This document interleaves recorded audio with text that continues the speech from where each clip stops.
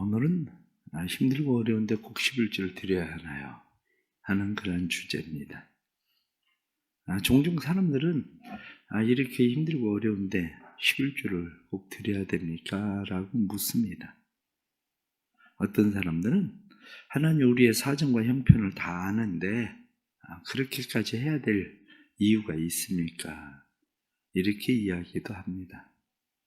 그런 이야기를 듣다가 보면 우리는 어떻게 하는 건지 그것이 옳은지에 대한 그런 혼돈이 생깁니다. 어떤 사람은 생활 내에 11조를 드려야 된다고 얘기를 하고 어떤 사람은 본봉에 11조를 드려야 된다고 이야기하기도 하고 이러한 일들로 인해서 사람들은 혼선을 빚는 건 사실입니다. 그러나 질문이 본질에서 벗어났다는 것을 다시 생각해야 합니다. 왜냐하면 그 질문 속에 깔려있는 생각은 어떤 생각이냐면 내 것을 하나님께 얼마나 드릴까요? 라는 질문입니다. 내 것을 하나님께, 하나님을 위해서 얼마를 드려야 되나요? 이런 질문이죠. 오늘 성경 본문의 말씀은 의외의 대답입니다. 왜냐하면 사도들이 예수님께 이야기하기를 우리에게 믿음을 더하소서 이렇게 이야기해요. 우리에게 믿음을 더하소서. 예수님께서 너희에게 겨자씨만한 믿음만 있어도 이 산을 들어서 이 나무가 들려서 바다에 던심겨라 해도 그대로 됐을 거다. 이렇게 이야기를 합니다. 거기까지는 그냥 이해를 하겠죠. 왜냐하면 이 뽕나무가 뿌리까지 뽑혀서 바다에 던지우라 해도 그대로 될 거라고 그게 믿음인가 보다. 그런데 의외의 이야기를 예수님이 하시죠. 그것은 어떤 사람이 밭에 가서 열심히 일을 합니다. 아니면 양을 칩니다. 그 종에게 밭에 가서 양을 치다가 돌아왔을 때에 말하기를 수고 많이 했다. 내가 밥상 차려놨으니까 여기 와서 밥 먹어라. 이렇게 얘기하는 주인이 있겠냐? 이렇게 얘기해요. 오히려 열심히 일을 하고 돌아온 종에게 이야기하기를 너 와서 밥상 좀 차려라. 그리고 내가 다 먹을 때까지 띠띠고 기다리고 서 있다가 수종 들다가 그리고 나서 나 밥 다 먹으면 그 다음에 네가 먹어라. 이렇게 이야기하지 않겠냐? 이렇게 말씀하는 거죠. 종이 무엇을 했다고 해서 종에게 감사합니다. 수고했습니다. 종에게 그렇게 얘기하는 주인을 봤냐? 이렇게 이야기합니다. 그러면서 무엇라고 이야기하느냐? 종은 감사를 받을 생각도 하지 않고 종은 단지 무익한 종일 뿐입니다. 이렇게 대답한다. 이렇게 이야기하고 있다는 거죠. 우리가 생각하면 예수님에게 제자들이 던진 질문과 전혀 다른 대답을 예수님께서 하는 것처럼 보입니다. 그런데 11조를 드려야 됩니까? 라는 질문에 대해서 다시 생각을 해봐야 됩니다. 무슨 이야기냐? 본질적인 질문을 던져야 됩니다. 왜 11조를 해야 되는가? 바로 이 문제죠. 11조를 드려야 됩니까가 아니라 왜 11조를 드려야 됩니까? 우리는 왜 11조를 드려야 된다고 생각을 합니까?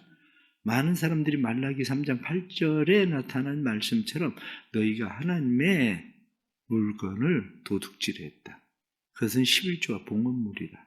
이렇게 이야기한 말씀대로 내가 11조를 드리지 않으면 하나님의 물건을, 하나님의 것을 도둑질하는 것이기 때문에 그거는 하나님의 것이니까 하나님 앞에 드려야 된다.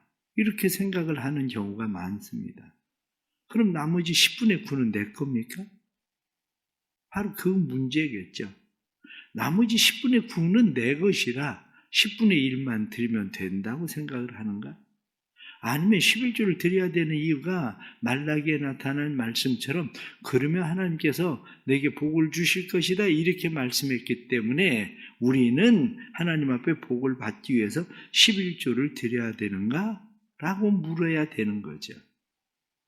11조를 드리는 이유는 간단합니다. 하나님의 은혜로 구원받은 사람이 물질이 내 것이 아니라 하나님의 것이라고 고백하는 거예요. 그런데 단지 물질이 내 것이 아니다라고 고백하는 것만이 아니라 물질이 무엇인가에 대한 개념입니다. 물질이라고 하는 것은 우리의 시간과 재능과 건강과 마음과 사랑과 정성, 다시 말하면 우리의 삶 전체가 담겨 있는 것이 물질이기도 합니다. 우리의 소유하고 있는 물질을 왜 우리가 소중하게 여깁니까?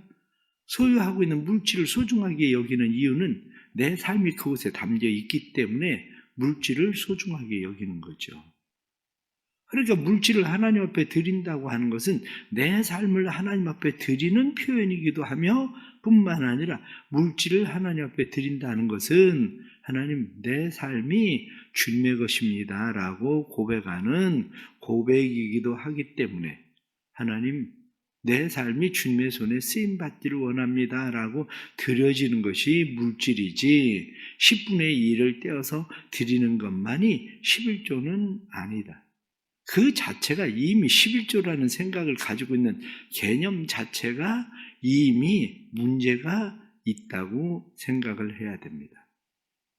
왜냐하면 모든 것이 하나님의 것입니다라고 고백하는데 만일 누군가가 빠짐없이 20년 동안 11조를 매월마다 드립니다. 그런데 그는 20년 동안 5만 원씩 11조를 드립니다.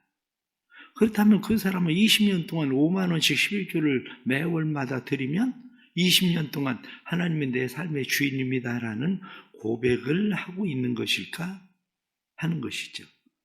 때로는 그 사람은 체면 때문에 그렇게 할 수도 있고 교회 직분 때문에 그렇게 할 수도 있고 때로는 그렇게 해야만 내가 11조를 드렸다는 생각으로 위안을 받을 수 있기 때문에 그렇게 드릴 수도 있습니다.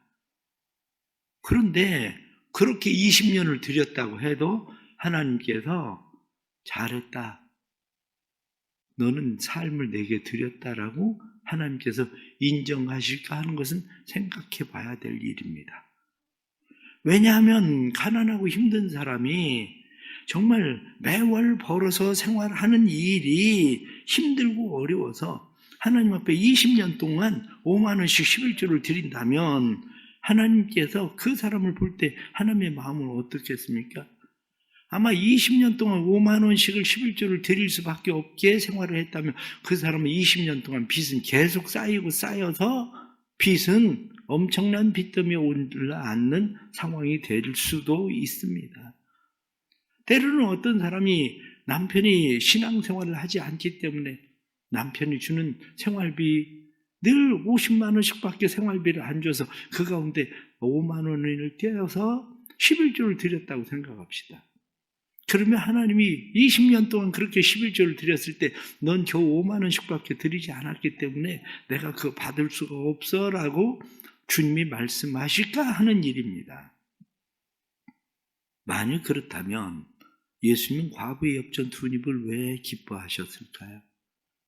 하나님은 그 일을 왜 모든 사람들이 드린 것보다 훨씬 더 기뻐하셨을까? 그렇습니다. 액수의 문제 있지 않습니다. 액수의 문제가 아니라 하나님이 보실 때에 그래 너는 내가 내 삶의 주인이라고 인정을 하는구나 라고 삶의 주인인지 아닌지에 대한 그러한 이야기입니다. 그러면 어떤 사람은 그런 질문을 할 겁니다. 우리가 힘들고 어려워서 하나님 앞에 11조를 드리지 않으면 하나님 앞에 벌을 받나요? 라고 생각할 수도 있습니다. 그래서 때로는 하나님 앞에 벌을 받을까 봐 무서워서 11조를 드리는 사람도 있습니다. 그러나 하나님은 우리가 생각하는 것보다 그렇게 작은 하나님은 아닙니다. 내가 무엇을 조금 더 드리고 덜 드린다고 해서 하나님께서 그 일로 인해서 보복하시는 하나님은 아닙니다. 그러나 하나님이 훈련시키는 사람은 분명히 있을 겁니다. 왜냐하면 하나님께서 우리의 삶이 하나님의 것이 되게 하기 위해서 훈련시키는 사람은 분명히 있습니다. 그래서 내가 하나님의 것을 하나님 앞에 드리지 않을 때에 하나님께서 너 그렇게 해봐도 소용없어. 네 삶은 내 거야. 그리고 하나님께서 번번이 깨닫게 하시는 사람도 있습니다. 그런 사람들은 종종 그런 생각을 할 겁니다. 하나님, 다른 사람들은 내버려두고 왜 나만 그러세요? 이렇게 이야기할 수도 있지만 가정에서 생각을 해보십시오. 가정에서 공부를 포기한 자식에게는 공부하라 소리도 안 합니다. 그런데 공부를 할 만한 애에게는 공부를 안 한다고 끊임없이 부모는 나무랍니다. 아이가 생각할 때, 아니 형복은 왜 공부하라 소리도 안 하면서 왜 나는 맨날 공부하라고 이렇게 나를 들들러 엄마는 볶나? 아버지는 나한테 왜 이렇게 하시나? 이렇게 생각할 수도 있지만 그것은 하나님이 특별 관리를 하는 사람처럼 부모가 특별 관리를 하고 있는 겁니다.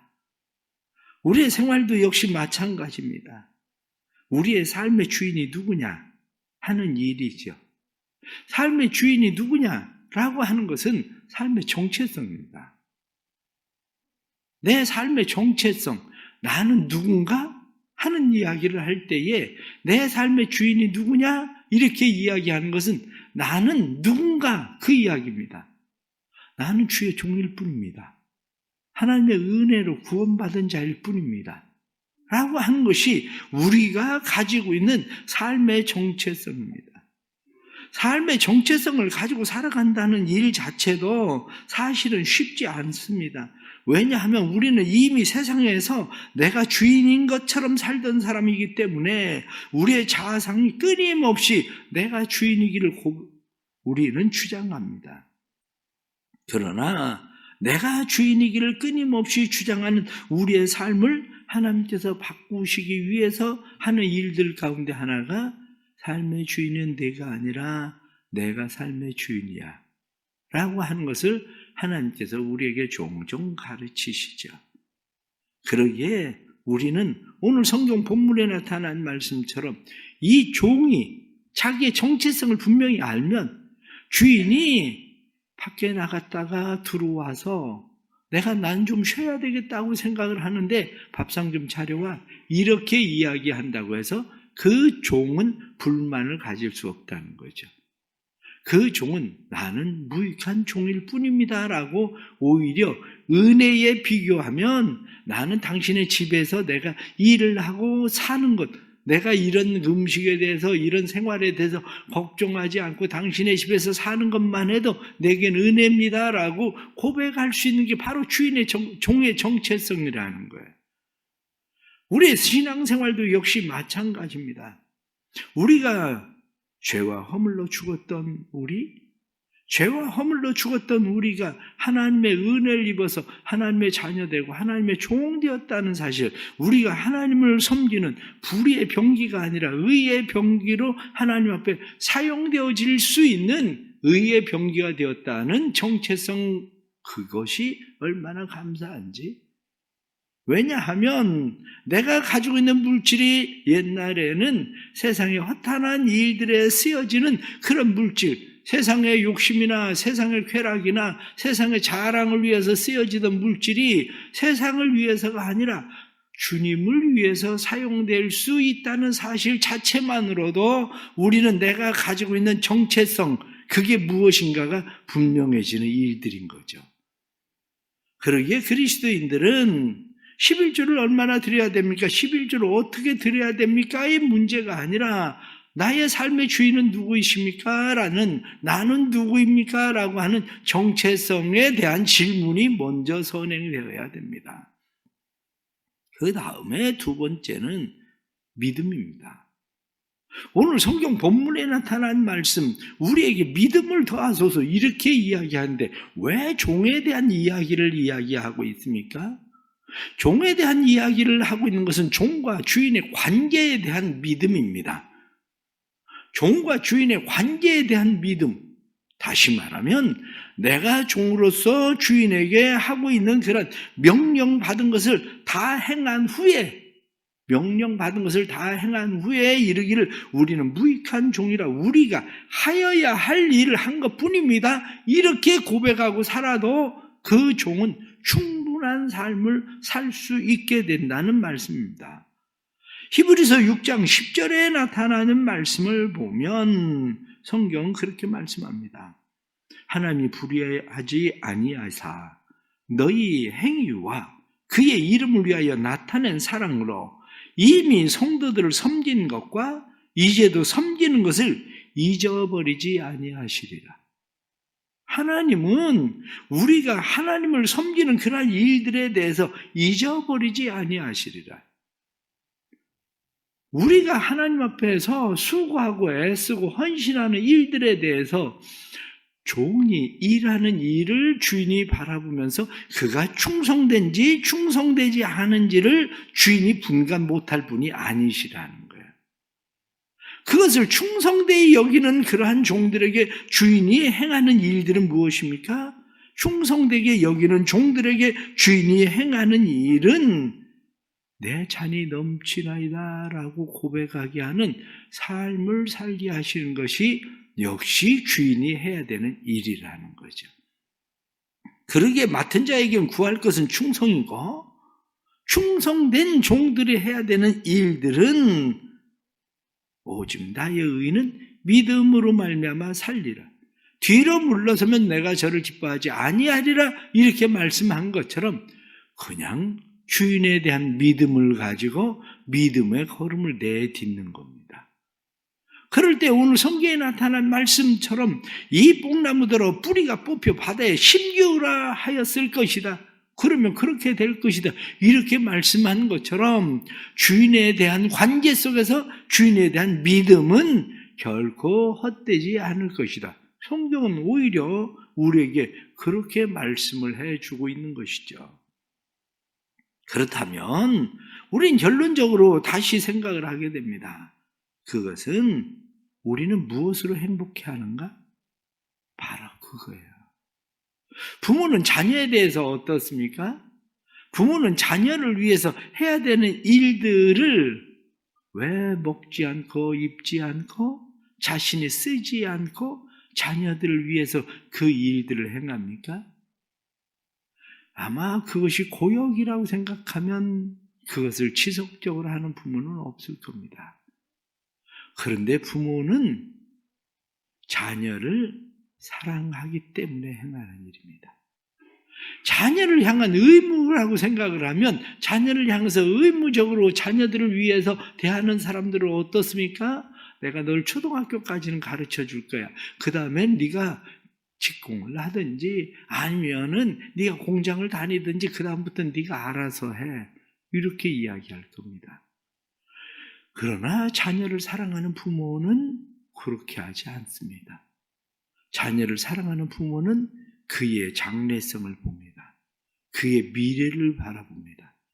그러기에 그의 장래성과 그의 미래를 바라보는 부모는 헌신적으로 그를 위해서 사랑함으로 모든 일을 행합니다. 우리가 주인을 대하는 태도도 역시 마찬가지입니다. 우리가 주님을 대하는 태도는 의무인가 아니면 주인을 사랑함으로인가 하는 일입니다. 의무인가 사랑하는 일인가 이렇게 이야기할 때에 이스라엘 백성들의 종에 대한 태도는 어떠합니까? 종이 호련단신으로 종이 그 집에 들어옵니다. 호련단신으로 그 집에 들어와서 종은 점점 생활을 하고 그리고 그 종이 그 집에서 나갈 때가 됩니다. 그 집에서 나갈 때가 되는데 문제는 무엇이 문제냐? 내가 이 집에 들어와서 자녀도 낳고 모든 생활을 하게 되었는데 내가 나갈 때는 내가 모아놓은 품삯은 내가 가지고 갈 수 있지만 자녀들은 그냥 두고 가야 된다는 사실이죠. 그럴 때에 종이 행하는 것은 나는 영원히 이 집의 종이 되겠습니다. 그리고 그 집의 문설주에 가서 주의 구멍을 뚫습니다. 주의 구멍을 뚫으면 누가 보아도 저 사람은 저 집의 종이야. 평생 종이야. 이렇게 되게 되는 거죠. 그렇습니다. 내가 사랑하는 이들이 거기에 있기에 모든 것을 내려놓는 거죠. 우리의 삶도 역시 마찬가지입니다. 종은 주인을 섬기는 그 자체를 즐거워하고 기뻐하는 일. 주인을 섬기는 그 자체를 즐거워하고 기뻐하는 것을 넘어서 심지어는 주인을 섬기는 일에 대해서 감격하는 일. 그것이 주인을 사랑하는 종의 태도인 거죠. 결국 그리스도인들의 삶은 하나님의 약속을 믿고 선한 목자 되신 하나님께서 우리의 삶을 책임지시는 것을 우리가 믿고 하나님을 사랑함으로 하나님 앞에 대하는 일이 우리에 대한 바른 태도입니다. 사람들이 그 일에 대해서 어떻게 바라보고 어떻게 이야기하는지는 사실 그렇게 중요하지 않습니다. 왜냐하면 사람들이 그것을 바라보면서 왜 그렇게까지 해? 이렇게 이야기할 수도 있습니다. 때로는 그러한 일들에 대해서 비난하는 사람도 있을 겁니다. 때로는 다른 사람들의 눈에 낭비처럼 보여지는 그러한 일들도 있을 겁니다. 그러나 사랑하는 사람은 사랑은 원래 낭비하는 겁니다. 사랑은 원래 허비하는 겁니다. 사랑은 때로는 다른 사람들이 볼 때에 비난받을 일처럼 보여지고 사랑이라고 하는 것은 다른 사람들의 비판의 대상이 되기도 합니다. 그러나 사랑은 그러한 일들을 초월하는 것이 사랑입니다. 참된 그리스도인들의 섬김은 무엇인가?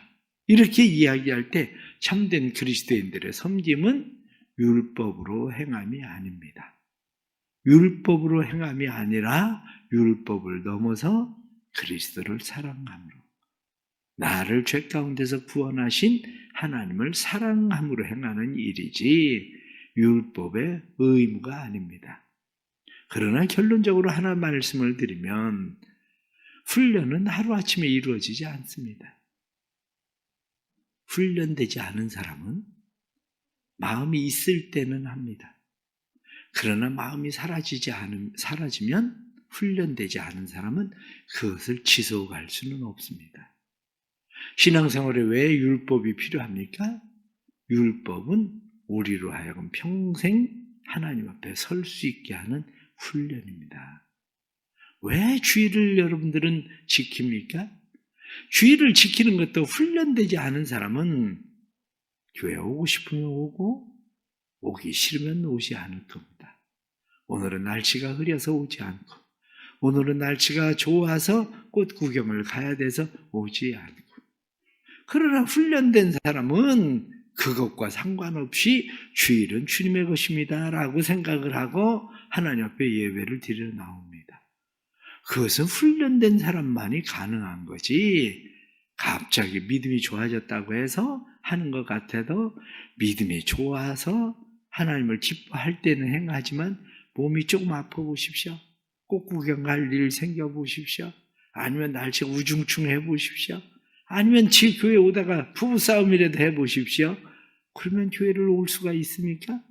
예배자가 되지는 않습니다. 10의 1조나 우리가 하나님 앞에 드려지는 헌금 봉사도 역시 마찬가지입니다. 훈련이 필요합니다. 율법은 하나님 앞에 우리를 세우는 훈련일 뿐이지 율법에 의해서 우리가 그 일을 행하는 것은 아닙니다. 우리 안에 주님을 사랑하는 마음이 가득해지길 축복합니다. 그래서 주님 앞에 행하는 일들이 믿음으로 행하는 일들 되고 우리가 믿음으로 행할 때에 하나님께서 우리 안에 행하시는 일들을 경험하는 놀라운 은혜도 삶에 일어나기를 간절히 바랍니다. 기도하겠습니다. 하나님 아버지 감사합니다. 또 이렇게 은혜 주셔서 오늘 말씀을 생각하게 하시니 감사합니다. 우리는 무익한 종일 뿐입니다. 주님 앞에 무엇을 해도 우리가 칭찬받고 인정받을 만한 그런 일들은 아닌 것처럼 보이지만 그러나 죽도록 충성하라 그리하면 내가 생명의 면류관을 얻으리라. 성경이 말씀한 대로 너희가 주 안에서 하는 수고가 헛되지 않은 줄 알미라 하고 말씀하신 대로 내 잔이 넘치나이다 고백하게 하시는 고백대로 우리를 이끄시는 하나님도 믿습니다. 하나님은 우리 아버지시며 우리의 삶의 주인이십니다. 사랑하는 주의 백성들에게 은혜를 더하여 주옵소서. 주의 백성들에게 은혜를 더해 주셔서 율법의 행위가 우리를 훈련시키는 일이 되게 해 주시고 그것을 넘어서서 하나님을 사랑함으로 하나님에 대한 믿음으로 하나님 앞에 행하며 하나님께서 우리를 위하여 행하시는 일들을 보는 믿음 되게 하여 주옵소서. 힘들고 어려운 고난 속에서도 하나님 앞에 늘 예배자로 서기를 원하고 몸과 마음 들여 봉사하고 물질을 들여 하나님을 섬기는 주의 백성들을 축복하시고 이들의 삶이 주 안에서 풍성함을 누리는 삶이 되도록 은혜에 풍성하고 복 주시기를 기뻐하시고 내가 너희에게 복 주고 복 주리라 약속하신 하나님의 약속의 말씀의 성취도 볼 수 있도록 역사하여 주옵소서. 주님의 교회를 복되게 하시고 교회가 날마다 주 안에서 든든히 서게 하시고 믿는 자들을 매주마다 보내주시니 믿는 자들이 날마다 더해가게 하여 주시고 올해는 많은 영혼들이 주께로 돌아와 믿음의 사람들로 세워지도록 도와주시고 방황하는 영혼들이 이 교회를 통해 하나님의 은혜의 풍성함을 누리게 해 주옵소서. 또한 주님 앞에 기도합니다. 다음 주일부터 있을 풍성회 위에 하나님 함께 하셔서 말씀으로 성령 충만한 성회 되게 하여 주시고 뿐만 아니라 교육부 헌신 예배를 통해 주님 앞에 헌신하고 수고하는 교사들을 복되게 해주시고 이들의 삶을 하나님께서 책임져 주시는 은혜도 삶에 나타날 수 있도록 도와주옵소서. 육신의 질병으로 고난당하는 자들에게 은혜를 베풀어 주시고 말씀으로 훈련되어 이들이 육신의 고난 가운데서 말씀 앞에 자신을 더 세우게 하시고 하나님의 의의 병기로 쓰임받게 되는 놀라운 축복의 삶도 나타나게 하여 주옵소서. 감사하며 귀한 예물 드립니다. 1000번째 예물을 드립니다. 구상환 집사님, 김종일 집사님 가정에 은혜를 주시고 이들이 주 안에서 드려지는 물질이 봉헌물도 주님의 것이라고 하셨으니 주님 책임져 주시는 은혜와 축복, 기도의 응답이 믿음대로 나타나도록 성령님 역사하여 주옵소서. 지금은 우리 주 예수 그리스도의 은혜와 아버지 하나님의 크신 사랑과 성령의 감화 감동 교통하시며 충만하심이 사랑하는 모든 성도들의 삶에 함께 하셔서 하나님의 우리의 주인이시며 우리는 무익한 종입니다 고백하게 하시고 그럴 때에 주께서 우리의 삶을 온전히 책임지시는 삶의 역사 일어나기를 간절히 축원하옵나이다. 아멘.